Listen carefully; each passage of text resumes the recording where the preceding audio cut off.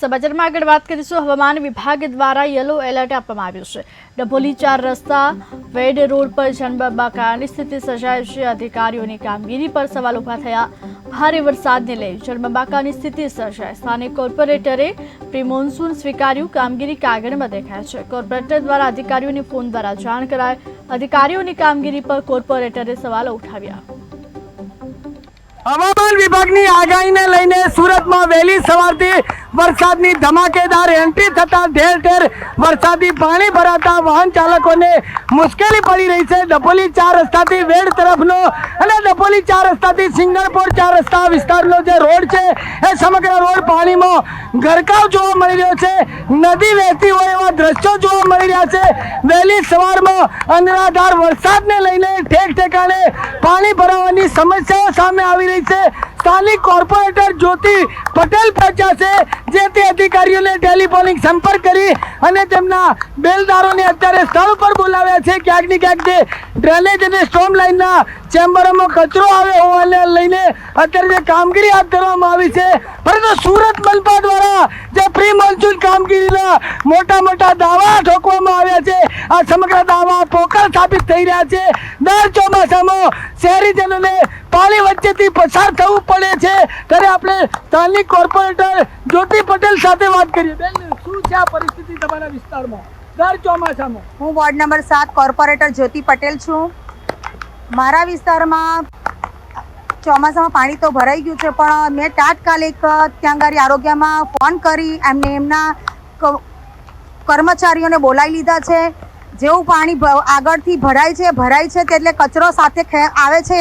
એ કચરાના કારણે ઝાડિયા પર બધું કચરો ભરાઈ જવાના કારણે ઝાડિયા ચોકઅપ થાય છે અને પાણી લેતું બંધ થાય છે, જેથી આ કર્મચારીઓ અહીં મારી સાથે ઊભા છે અને પોતાની કામગીરી કરે છે અને કચરાનો નિકાલ કરી પાણી અંદર જાય અને આગળ બધું પાણીનું લેવલ ઓછું થાય તેની કામગીરી હાથ ધરી રહ્યા છે અને કામ કરી રહ્યા છે। મેડમ, આ કામગીરી માત્ર કાગળ ઉપર પ્રી મોન્સૂનની પહેલા જ વરસાદે આ પરિસ્થિતિ, આ પણ જે ડિઝાસ્ટરની મીટિંગ મળે ક્યાંક ને ક્યાંક કોર્પોરેટરે પણ ઉભરો ઠાલવ્યો હતો કે મનપાના અધિકારીઓ કામ નથી કરતા। શું આ પરિસ્થિતિ જોઈ શકો છો? લોકો કેટલી હાલાકી ભોગવી રહ્યા છે। જે તે અધિકારીઓની જવાબદારી છે, કમિશનરે જવાબદારી નક્કી કરી છે કે જે તે વિસ્તારમાં પાણી ભરાશે તો ટેકનિકલ આસિસ્ટન્ટની જવાબદારી રહેશે, જે તે કર્મચારીની જવાબદારી રહેશે। શું કામ નથી કરતા આવા કામચોર અધિકારીઓ? અધિકારીઓને તો જાણ કરવામાં આવ્યું છે કે તમે જે આ મીટિંગો લીધી છે અને ખાલી બતાવવા માટે લીધી છે અને હમણાં કામગીરી કોઈ થઈ નથી।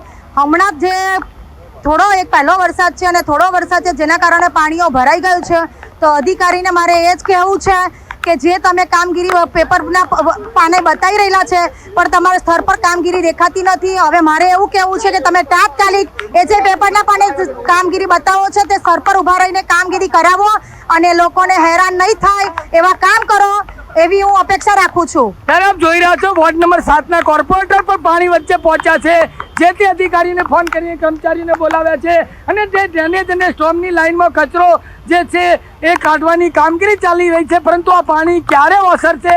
હવામાન વિભાગે આગાહી કરી છે ભારે વરસાદની, પરંતુ તંત્ર ઊંઘતું ઝડપાયું છે। શા માટે તંત્રએ પહેલેથી પગલાં ન ભર્યા?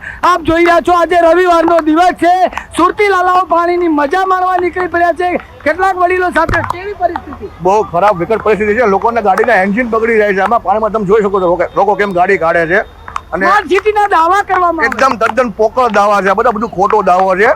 પહેલા વર્ષે આવું થઈ જાય તો મતલબ શું છે? એટલે આપણા ટેક્સ બરબાદ થઈ જાય, આપણા મહેનતના પરસેવાના પૈસા વયા જાય, લાખો કરોડો રૂપિયા પ્રી મોન્સૂન કામગીરી પાછળ ટોટલી વેસ્ટ થઈ ગયેલા પૈસા છે। આ બધા આખરે ખોટા પોકળ દાવાઓ છે બધા, તમે જોઈ શકો છો। બધા આમ જો ગાડી તમે જુઓ, આપ જોઈ રહ્યા છો એક 4 વ્હીલ વાહન આવે છે, તે પણ તેના 4 વ્હીલ પાણીમાં ગરકાવ થયા છે। માં મુસીબતે અહીંથી નીકળવું પડી રહી છે। અન્ય એક 4 વ્હીલ વાહન આપને દ્રશ્યોમાં બતાવી રહ્યો છું। વેડ તરફથી આવતી જે 4 વ્હીલ છે તેના પણ વ્હીલ પાણીમાં ગરકાવ થઈ રહ્યા છે। ત્યારે આપ વિચાર કરો કે રોડ ઉપર કઈ હદે જે જળનો ભરાવ જોવા મળી રહ્યો છે, પરંતુ રવિવાર છે, ક્યાંક ને ક્યાંક અધિકારીઓ ઘોર નિંદ્રામાં પોટ્યા હશે, પરંતુ આવા અધિકારીઓને હવે જાગવાની જે નોબત આવી છે। કેમેરામેન આરિફ સાથે બલદેવ દેસાઈ, KTV ન્યૂઝ ગુજરાતી।